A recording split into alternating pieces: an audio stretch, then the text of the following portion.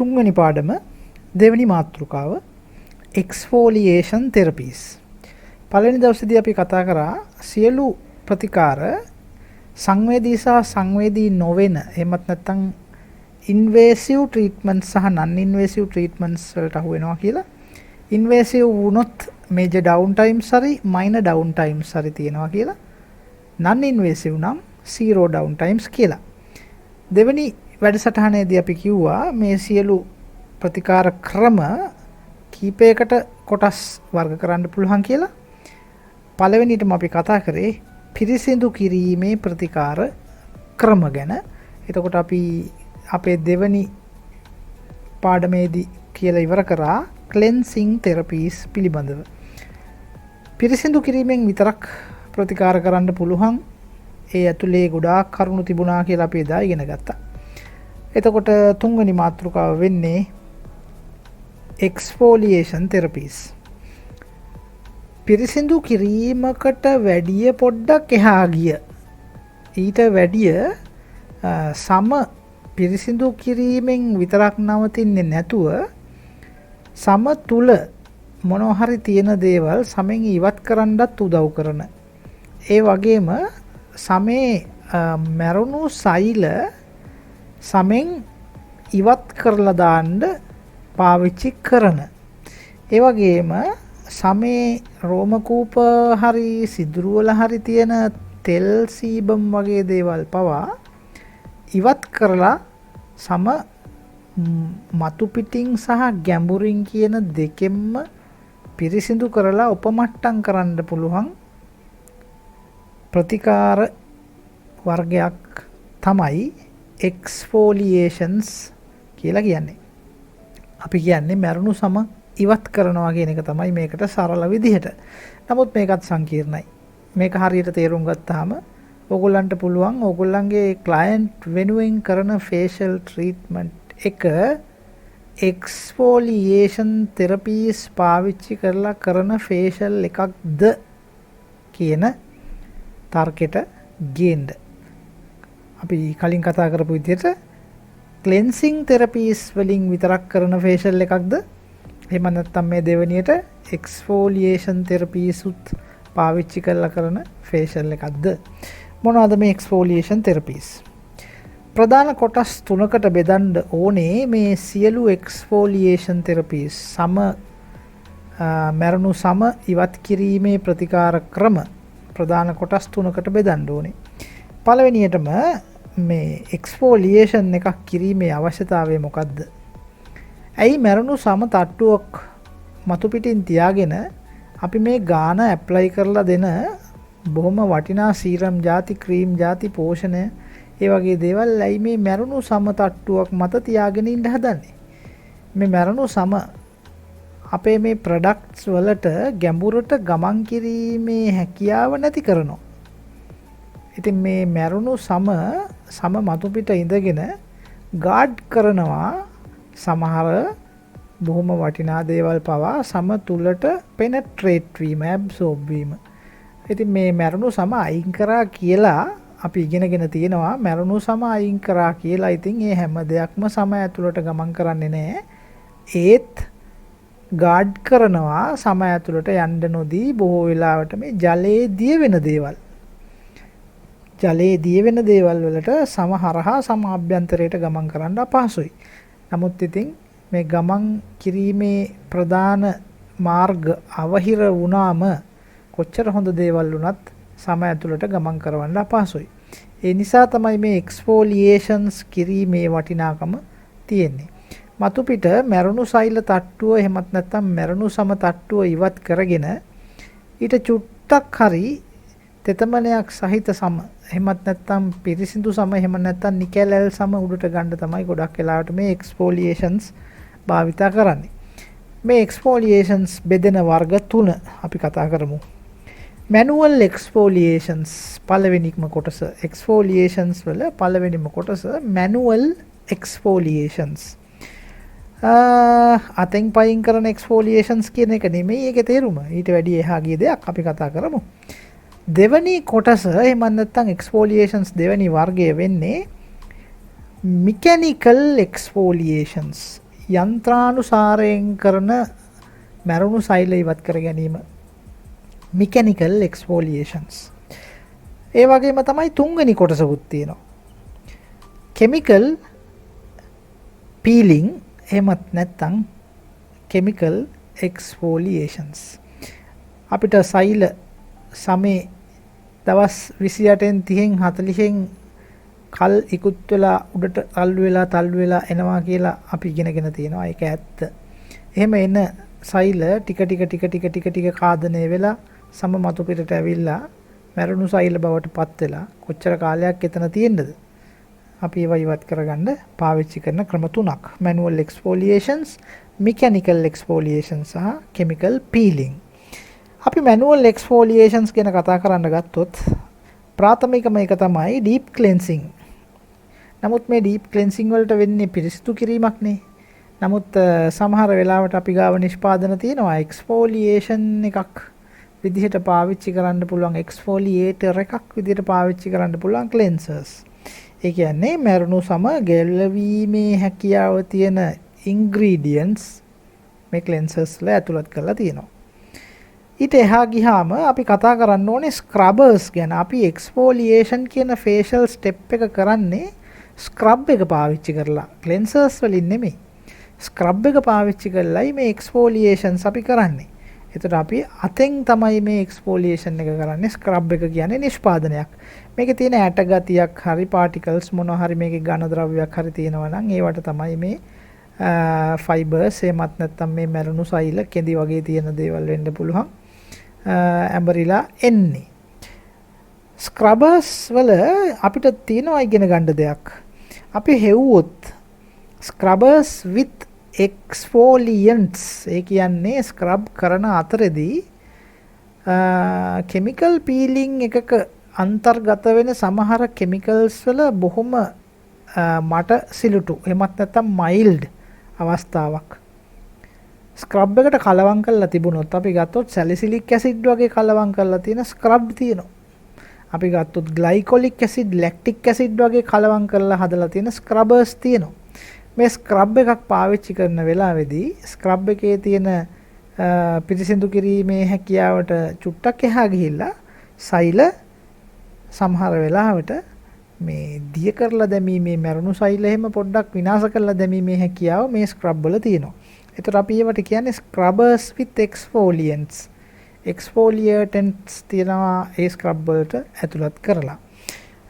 ස්ක්‍රබර්ස් තියෙනවා නම් සීනි වගේ දේවල් ලුණු වගේ දේවල් දාලා හදලා අන්න ඒවට අපි කියනවා ඉතින් ඒවා gentle scrub එකක් කරගන්න පුළුවන්. ඒ කියන්නේ බොහොම මටසලුටු mild level එකේ හානියක් වැඩි අවම sensitive skin එකකට scrub එකක් කරගන්න පාවිච්චි කරන්න පුළුවන් ඒවා. ගෙදරත් හදාගන්න පුළුවන් oatmeal වගේ දේවල් scrubbers විදියට. එතකොට මේ scrubbers ඇරෙන්න manual exfoliations කරන්න පුළුවන් තව සාමාන්‍ය ක්‍රමයක් තමයි Dead Sea mud packs වගේ දේවල් දාලා. අපි දන්නේ ජෝර්දාන් වල මල මුහුදේ තමයි මේ මල මුහුදේ තියෙන අධික ලවණ සාන්ද්‍රණයක් තියෙන්නේ. Dead Sea කියන්නේ ඒකයි Dead Sea mud packs කියන්නේ වෙනමම හදලා ගන්න පුළුවන් මඩ විශේෂයක්. මේ mud packs වලට පුළුවන් මූණේ පුළුවන් නම් විෂහරණයකුත් ඒ අතරදිම කරන්න. සෛලවල තියෙන මොන හරි අපද්‍රව්‍යත් ඉවත් කරන්න පුළුවන්. ඉතින් මැරුණු සෛලත් මේ මඩ් පැක්ස් ඇප්ලයි කරලා වේලෙන් දීලා ගලවලා ගත්තාම මැරුණු සෛලත් ඇලිලා මේ මඩ් පැක්ස් වලින් ටිකක් මූණේ කාන්තියක් දිස්නයක් දෙන්න පටන් ගන්නවා.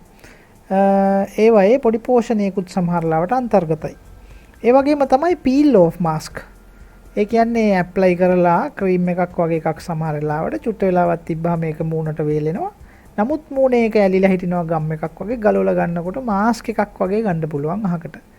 peel off mask ගලවලා ගන්නවයි කියලායි මේකේ කියන්නේ. peel off mask එකනොත් සමහර වෙලාවට මූණේ තියෙන මැරුණු සම මැරුණු සෛල මූණෙන් ගලවලා ඉවත් කරගන්න පුළුවන් අර මාස්ක් එකට. මේවා එක්තරා දුරකට සාර්ථකයි මේවා අසාර්ථකයි කියලා ඉවත දාන්න බෑ. මේවා එක්තරා දුරකට සාර්ථකයි. නමුත් මේවායේ සාර්ථකත්වය අපේ ප්‍රතිකාර වලට මදි නම් අපේ ස්ටෑන්ඩඩ්ස් වලට කිට්ටු වෙන්නේ නැත්තම් අපි යනවා mechanical exfoliations වලට. යන්ත්‍රානුසාරයෙන් කරන මැරුණු සෛල ඉවත් කර ගැනීමේ ක්‍රම. එතකොට අපිට මුලින්ම හම්බ වෙන්නේ අල්ට්‍රාසොනික් ස්ක්‍රබර් එක, එහෙමත් නැත්නම් අල්ට්‍රාසොනික් ස්පැටියුලා එක. බ්ලේඩ් එකක් වගේ, නමුත් ඒක මේ පිහිතලයක් වගේ නෙමෙයි. ඒක වයිබ්‍රේට් වෙනවා, කම්පනයකට ලක් වෙනවා තප්පරයට 26000 වාරයක් විතර වගේ වේගෙන්. ඇහැට පේන්නෙත් නෑ මේක වයිබ්‍රේට් වෙන වේගය. එතකොට මේ අල්ට්‍රාසොනික් ස්පැටියුලා පාවිච්චි කරන්නෙම එක්ස්ෆෝලියේෂන්ස් වලටමයි.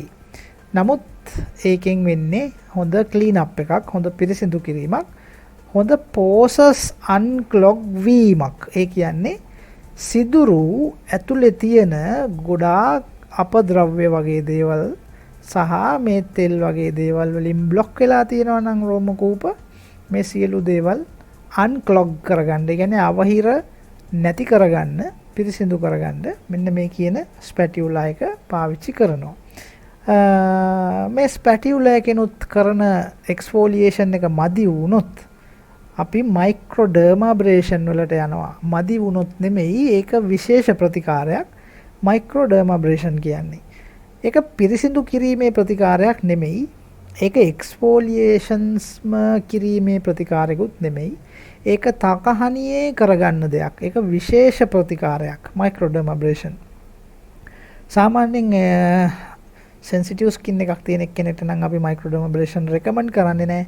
නමුත් මූණේ තියෙන වලවල්, මූණේ තියෙන ස්කා මාක්ස්, පිම්පල්ස්, කාස් වගේ දේවල්, රින්කල්ස් වගේ දේවල් වලට එහෙම, අඳුරු ලප කැලල්, පිග්මන්ටේෂන් වගේ දේවල් වලට එහෙම සැලසුම් කරලයි මයික්‍රෝඩර්මාබ්‍රේෂන් ට්‍රීට්මන්ට්ස් කරන්නේ. අපි සමේ එපිඩර්මිස් එකේ, එහෙමත් නැත්නම් අපි චර්මේ මතු පිටම තියෙන ස්ට්‍රාටම් කෝනියම් කියන ලේයර් එකේ බොහොම සියුම් කොටසක් හුලං පාරකින් අදින ගමන් පුංචි පවුඩර් එකක් ආලේප කරපු රින් එකකින් කපලා ඉවත් කරනවා. එතකොට මයික්‍රෝඩර්මාබ්‍රේෂන් ටෙක්නොලොජිස් දෙකක් තියෙනවා. නමුත් ඒවා අපි කතා කරන්නේ නැහැ දැන්. මයික්‍රෝඩර්මාබ්‍රේෂන් කියන්නේත් මෙකැනිකල් එක්ස්ෆෝලියේෂන් මෙතඩ් එකක්. අවශ්‍ය වුණොත් තකහනියේ කරන්නේ ෆේෂල් ට්‍රීට්මන්ට් එකකදී නිකන් ගිය ගමන් කරගන්න අපහසුයි. තවත් එකක් තමයි ඇක්වා පීලිං කියන්නේ. එහෙමත් නැත්නම් හයිඩ්‍රාඩර්මාබ්‍රේෂන් කියලා කියන්නේ. ඒක වතුර සමග මිශ්‍ර කරපු හුලං පාරකින් මූණේ මැරුණු සෛල, මැරුණු සම සහ මේ පිම්පල්ස් වල මොනවා හරි ඉතුරු වෙච්ච කොටස් තියෙනවා නම් ඇදලා ගන්නවා. වැකියුම් සක්ෂන් එකකින් වතුර පාරක් මූණට එවලා මේ වතුරත් එක්ක නැවත මේ මූණේ තියෙන අපද්‍රව්‍ය සේරම ඇදලා ගන්නවා වෙනම ඩ්‍රේනේජ් ලයින් එකකට, වතුර ටැංකියකට. එතකොට මේක මයික්‍රෝඩර්මාබ්‍රේෂන් වලට වැඩිය වෙනස්. මේකෙදී මැරුණු සෛල තට්ටුවක් ඉවත් වෙනවා. ඒත් එක්කම පෝසස් ඇතුලේ තියෙන ක්ලොග්ස්, මොනවා හරි අවහිර වෙලා තියෙන දේවල් තියෙනවා නම් ඒවත් මේත් එක්කම ඉවත් වෙනවා. කුරුලෑවල සමහර වෙලාවට මූල පද්ධතිය අපි ගත්තොත් සාමාන්‍යයෙන් ගොඩක් අය දැකලා නැහැ මේක. පිම්පල් එකක රූට් කෝස් එක කියලා කියන්නත් පුළුවන්. හරි දිගයි. ටිකක් ප්‍රවේශමෙන් කෙරුවොත් රූට් කෝස් එක පවා මෙන්න මේ කියන හයිඩ්‍රෝඩර්මාබ්‍රේෂන්ස් වලදී ඉවත් කරගන්න පුළුවන්. එතකොට නැවත ඒ ස්ථානයේ පිම්පල් එකක් අර වසංගතයක් වගේ පැතිරිලා තිබුණා නම් අන්නේ පැතිරීම සිද්ධ වෙන්නේ නැහැ.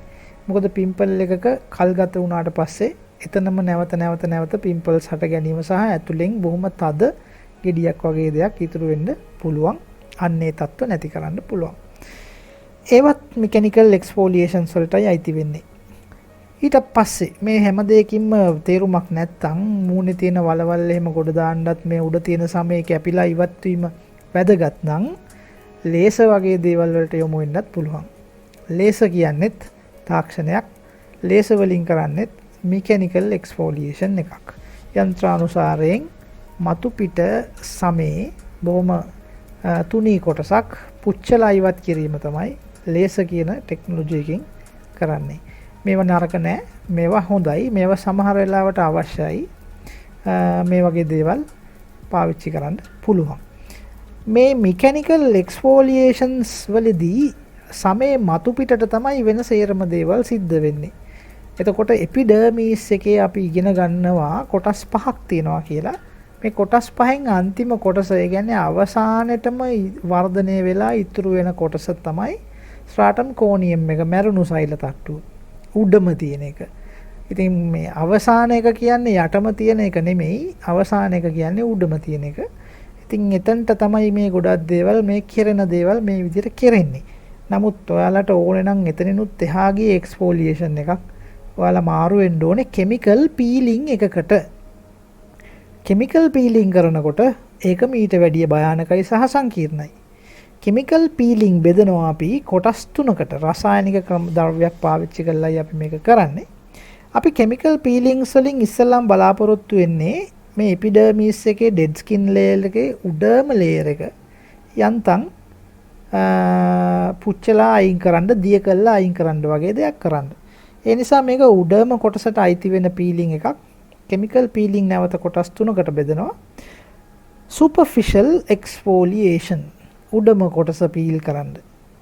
උඩම කොටස පීල් කරන්න පාවිච්චි කරන්නේ සාමාන්‍යයෙන් ඇල්ෆා හයිඩ්‍රොක්සි ඇසිඩ් වගේ දේවල්, AHA වගේ දේවල්. එතකොට ඒකෙදි ග්ලයිකොලික් ඇසිඩ්, ලැක්ටික් ඇසිඩ් වගේ දේවල්, PHA වගේ දේවල්, ඒ කියන්නේ පොලිහයිඩ්‍රොක්සි ඇසිඩ්ස් වගේ දේවල් හිටන් මේ සුපර්ෆිෂල් එක්ස්ෆෝලියේෂන්ස් වලට පාවිච්චි කරනවා. සමේ මතු පිටම සෛල තට්ටුව සම ඉවත් කරගන්න. නමුත් සමේ යට තියෙනවා නම් එපිඩර්මිස් එකේ පල්ලැහැ ලේයර්ස් වල තියෙනවා නම් මොනවා හරි තැම්පත් වෙලා ඉවත් වෙන්න ඕනේ මැරුණු සෛල අපිට ඒවත් ඉවත් කරගන්න පුළුවන්. ඒවත් පුච්චලා දාන්න හරි ඒවත් දිය කළා දාන්න හරි ස්වභාවිකවම පුළුවන්. මේ සුපර්ෆිෂල් වලින් එහා ගිහිල්ලා ඩීප් එක්ස්ෆෝලියේෂන්ස් වලට ගියාම එතකොට කෙමිකල්ස් පාවිච්චි කරන්නේ අපි BHA පවුලට අයිති වෙන බීටා හයිඩ්‍රොක්සි ෆැමිලි එකට අයිති වෙන සැලිසිලික් ඇසිඩ් වගේ ටිකක් ප්‍රබල කෙමිකල්ස් තමයි යන්නේ එතකොට පාවිච්චි කරන්නේ. එයා මතු පිට විතරක් නෙමෙයි ගැඹුරත් පිරිසිදු කරනවා, ගැඹුරත් එක්ස්ෆෝලියේට් කරනවා. පරිස්සමෙන් කරන්න ඕනේ වැඩක්. ඊටත් වැඩිය පරිස්සමෙන් කරන්න ඕනේ වැඩක් ඩීපර් ලේයර්ස් වලට කරනවා නම් කෙමිකල් පීලිං. ඒ කියන්නේ සමහර වෙලාවට ඩර්මිස් එක පවා අනතුරේ TCA පීලිං. අපි කියනවා ට්‍රයික්ලෝරෝ ඇසිටික් කියලා ඇසිඩ් එකක් භාවිතා කරන්නේ නැහැ. මේවා සුදුසු නැත්තම් කොහොමදවත් කරන්න සුදුසු නැහැ. TCA පීලිං වගේ දේවල් අපි කියරුවොත් චර්මයත් සමහර වෙලාවට පීල් වෙලා ගැලවිලා සුද්ධ වෙලා හරි මොනවා හරි වෙලා විපර්යාසයකට භාජනය වෙන්න පුළුවන්. මේවා රූපලාවන්‍ය ශිල්පීන්ට අයිති නෑ සමහර වෙලාවට. එතකොට මේ කිව්වේ එක්ස්ෆෝලියේෂන්ස් වලින්ම තෙරපීස් තියෙනවා කියලා. කාගේ හරි මූණක් මේ මතු පිට සෛල තට්ටුව ඉවත් කරමින් අලුත් වැඩියා කරන්න පුළුවන්. එතකොට මැරුණු සෛල තට්ටුවේ ස්ට්‍රාටම් කෝනියම් කියන ලේයර් එක හිමීට ඉවත් කරමින් අලුත් වැඩියා කරන්න පුළුවන්. මේ ඉවත් කිරීම කොටස් තුනයි කියලායි අපි කිව්වේ. මෙකැනිකල්, මැනුවල් සහ කෙමිකල්ස්. ඒවා ගැන තමයි අපි මේ කතා කරේ. එතකොට අපිට හතරවෙනි වැඩසටහනේදී ඉගෙන ගන්න පුළුවන් මේ පිරිසිදු කිරීම කියන දේ කරාට පස්සේ සම මතු පිට පිරිසිදුයි, සම මතු පිට ක්ලොග්ස් ඒ කියන්නේ මොනවයින්වත් අවහිර වෙලා නැහැ. රෝම කූප හරහා දෙයක් ඇබ්සෝබ් කරවීමේ හැකියාව දැන් විවෘතයි. ඒ නිසා අපි දෙන ඕනෙම දෙයක් මේ ක්ලෙන්සිං ට්‍රීට්මන්ට් සහ එක්ස්ෆෝලියේෂන් ට්‍රීට්මන්ට්ස් වලට පස්සේ හොඳට ඇබ්සෝබ් කරයි. ඒ නිසා අපේ ඊළඟට අපි මේ දෙවෙනි මාතෘකාවට පස්සේ එන තුන්වෙනි මාතෘකාව ගැනත් කතා කරලා ඉමු. ඒක අපේ ඊළඟ මාතෘකාවට දාමු. හතරවෙනි පාඩමේදී ඒ ගැන අපි කතා කරමු.